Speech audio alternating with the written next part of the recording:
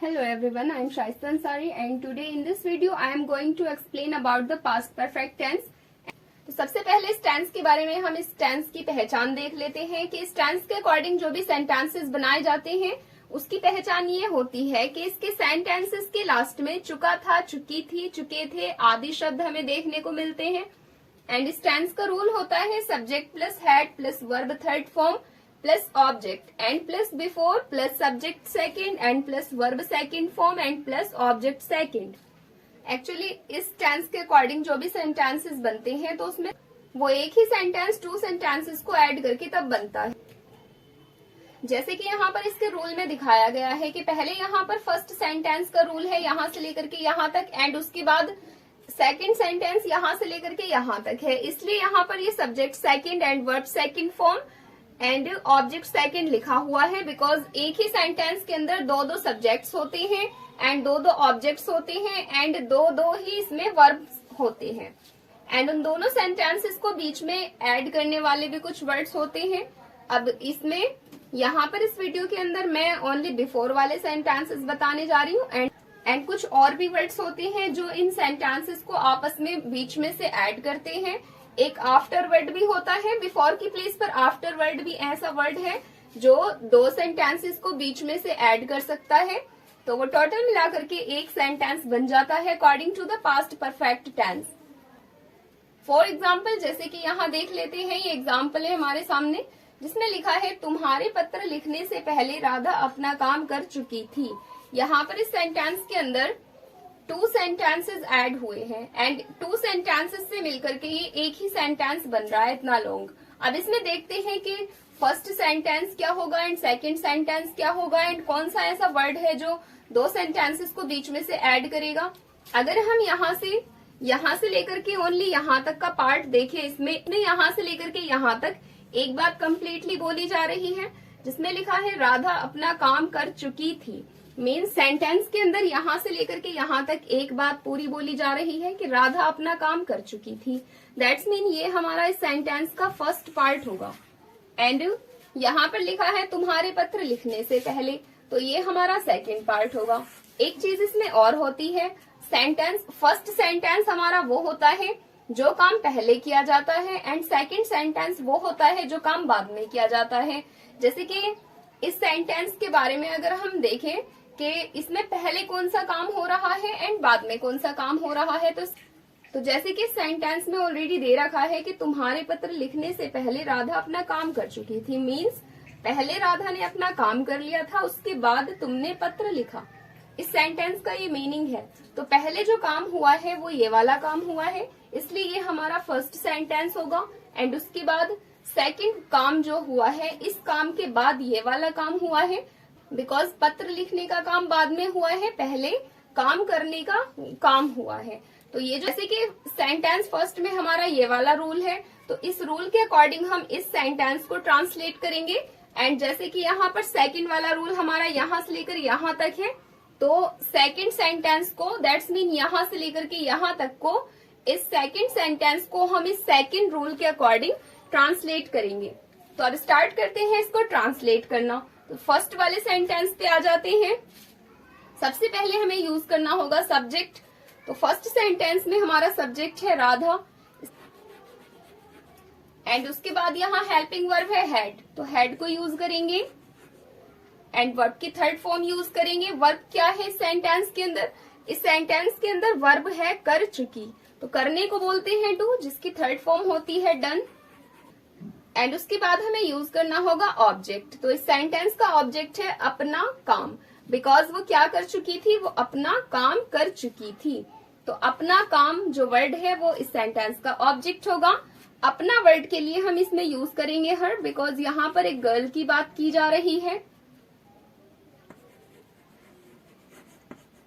And अब हम यहाँ देखेंगे कि इन दोनों सेंटेंसेस को ये जो से पहले वर्ड है ये दोनों सेंटेंसेस को ऐड कर रहा है बिकॉज इसमें दो काम हुए हैं। तो एक काम हुआ है काम करने का एंड एक काम हुआ है पत्र लिखने का। तो ये दोनों के दोनों अलग अलग सेंटेंसेस हैं एंड इन दोनों सेंटेंसेस को बीच में से ये दो वर्ड्स ऐड कर रहे हैं। ये से पहले जो वर्ड है ये दो सेंटेंसेस को बीच में ऐड कर रहा है, तो से पहले के लिए यूज होता है बिफोर। इसकी प्लेस पर के बाद में भी यूज हो सकता था, जिसको इंग्लिश में आफ्टर बोलते हैं, बट अभी यहाँ पर हम बिफोर वाले एग्जाम्पल्स देखेंगे, नेक्स्ट टाइम आफ्टर वाले सेंटेंसेस को देखेंगे। तो यहाँ पर से पहले के लिए अब हमें यूज करना होगा before.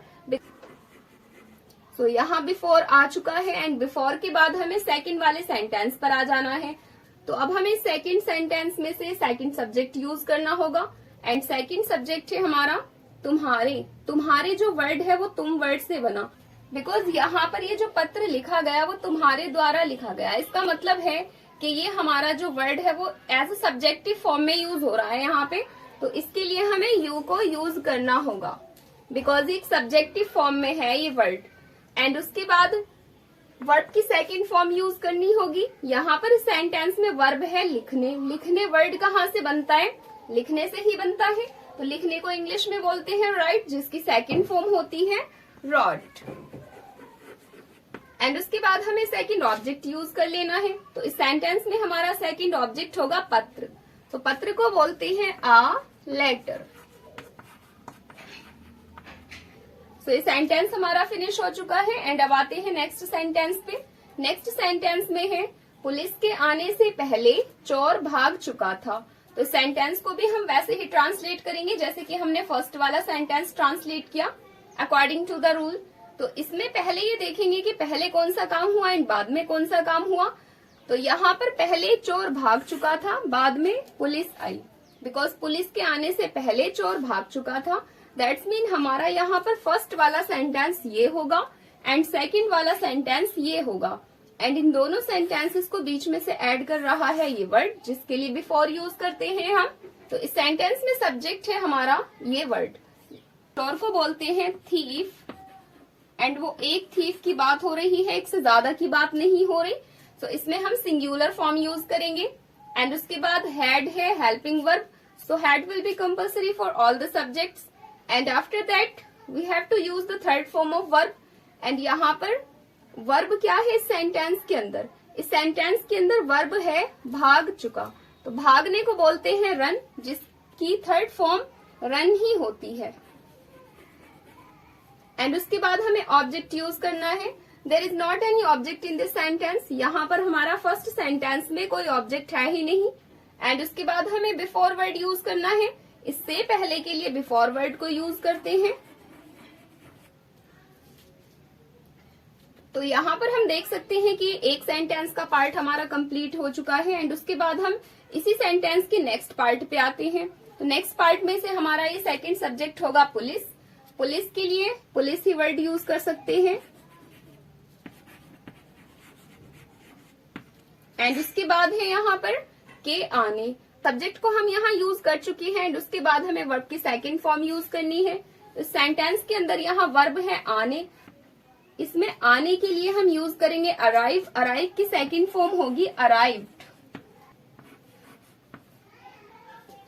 And there is not any object in this part also, so this sentence has finished here. Now coming to the next sentence. In the next sentence this is मेरे विद्यालय पहुंचने से पहले मेरे अध्यापक कक्षा में प्रवेश कर चुके थे।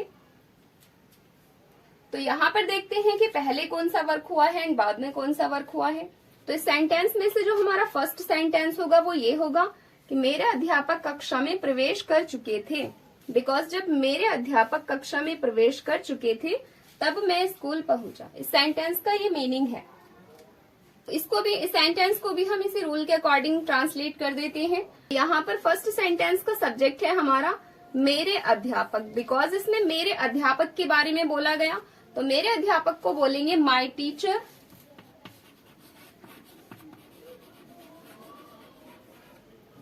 एंड हैड है हमारा helping verb, so had will be compulsory. And उसके बाद हमें वर्ब की थर्ड फॉर्म यूज करनी है। इस सेंटेंस के अंदर वर्ब है प्रवेश कर चुके। प्रवेश करने को बोलते हैं एंटर, जिसकी थर्ड फॉर्म होती है एंटर्ड। तो यहाँ पर हम लिखेंगे एंटर्ड। एंड उसके बाद हमें यूज करना है ऑब्जेक्ट। अब देखेंगे कि सेंटेंस में ऑब्जेक्ट क्या है। तो सेंटेंस में ऑब्जेक्ट है कक्षा में। बिकॉज वो प्रवेश कहाँ कर चुके थे? कक्षा में प्रवेश कर चुके थे। सो ये कक्षा में को बोलेंगे इनटू द क्लास। यहाँ पर हमारा इस सेंटेंस का एक पार्ट कंप्लीट हो चुका है ऑब्जेक्ट तक। एंड इसके बाद हमें यूज करना होगा ये बिफोर वर्ड। तो बिफोर की स्पेलिंग को लिखते हैं। इसी सेंटेंस का अब हमें यहाँ पर सेकंड वाला पार्ट ट्रांसलेट करना है।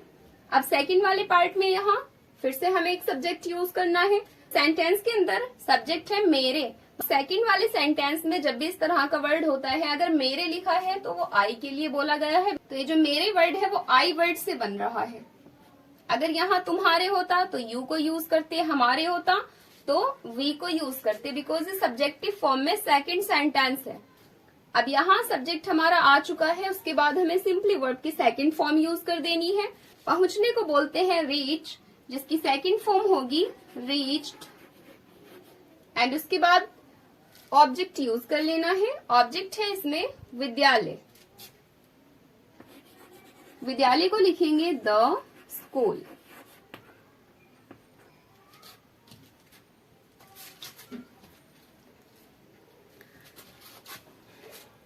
तो आज की इस वीडियो में ओनली इतना ही। आई होप आपको ये वीडियो पसंद आई होगी एंड हेल्पफुल लगी होगी। अगर आपको ये वीडियो हेल्पफुल लगी हो तो इस वीडियो को लाइक करें एंड इस चैनल को सब्सक्राइब करें।